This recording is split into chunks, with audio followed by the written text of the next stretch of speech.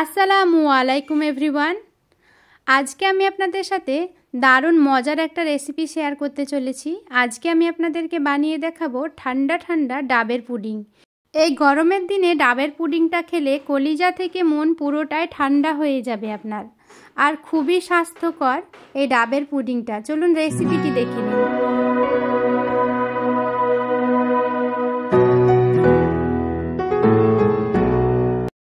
ডাবের পুডিং বানানোর জন্য প্রথমে আমার একটা ডাব লাগবে।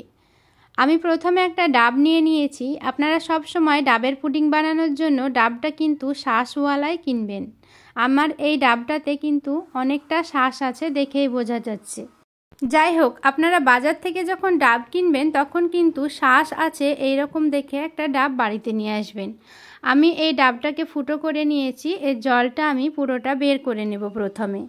আপনারা যদি ডাবের পুডিংটা বেশি পরিমাণ বানাতে চান সেই ক্ষেত্রে ডাবের পরিমাণটা কিন্তু বাড়িয়ে দেবেন। ডাব থেকে আমি সমস্ত জলটা আলাদা করে দিলাম। এখানে কতটা শাঁস আছে দেখতেই পাচ্ছেন। শাঁসটাকে আমি ছোট ছোট করে কেটে নেব। ডাবের জলটাকে ছাঁকনি দিয়ে ভালো করে আমি এবার ছেঁকে নেব। এখানে আমার এই মাঝারি বাটিতে এক বাটি জল হয়েছে ডাবের, আর এইটুকু শাঁস হয়েছে। শাঁসগুলোকে আমি আমার ইচ্ছে মতো সাইজে কেটে নেব। এবার পুডিং বানানোর জন্য একটা বড় পাত্রে ডাবের জলটা আমি ঢেলে নিলাম। আর এখানে একটু স্বাদটা বাড়ানোর জন্য 1 চামচ চিনি, ছোট চামচের 1 চামচ চিনি দিয়েছি আমি, আর 1 চামচ জেলেটিন পাউডার আমি দিয়ে ভালোভাবে এটাকে গুলে নেব। ভালোভাবে গুলে নিয়ে চিনিটা গলে যায় সেই রকম পর্যায়ে আমি এটাকে নিয়ে আসব। চিনিটা আমার প্রায় এখানে গলে এসেছে। এবার গ্যাসে এই পাত্রটা বসিয়ে দেব। তারপরে ফুটে আসার অপেক্ষা করব।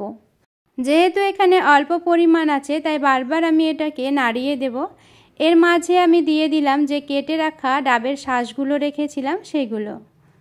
এরপর আমি ভালোভাবে এটাকে নাড়িয়ে নেব।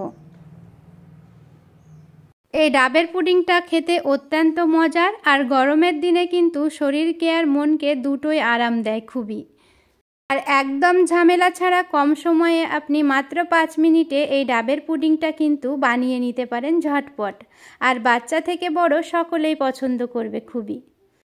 এই মুহূর্তে ডাবের জলটা কিন্তু অনেকটাই গরম হয়ে এসেছে।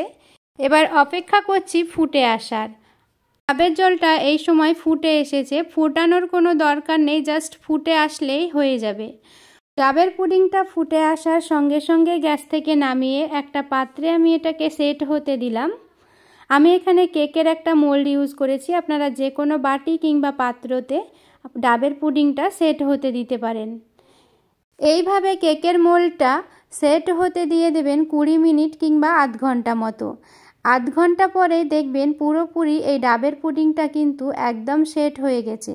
আগে আমি আপনাদেরকে বলেছি খুবই ঝামেলাবিহীন, ঝটপট আর খুবই কম উপকরণ দিয়ে এটা বানানো যায়।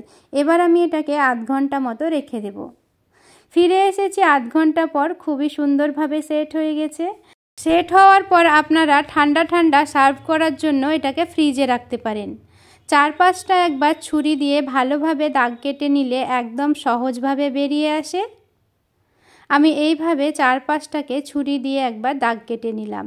তারপর একটা থালাতে আমি এই পুডিংটাকে বের করে নিলাম। কত সুন্দর না ভেঙে এই পুডিংটা বেরিয়ে এসেছে দেখতেই পাচ্ছেন। আর এই ডাবের পুডিংটা না খেলে আপনি বুঝতে পারবেন না এর টেস্ট আর কতটা মজার হয়। এমনিতেও ডাব তো খুবই হেলদি, তাই বাচ্চাদের জন্য বাড়িতে এইরকম জেলি বা পুডিং আপনি বানিয়ে রাখেন তাদের আবদার মেটানোর জন্য। আর সাথে গরমেও তারা খেয়ে শান্তি পাবে অনেকটা। এই ডাবের পুডিংয়ের যে শাঁসগুলো দেখতে পাচ্ছেন সেই শাঁসগুলো থাকার কারণে এর টেস্টটা কিন্তু আরও বেড়ে যায়, আর দেখতেও কিন্তু খুবই সুন্দর হয়।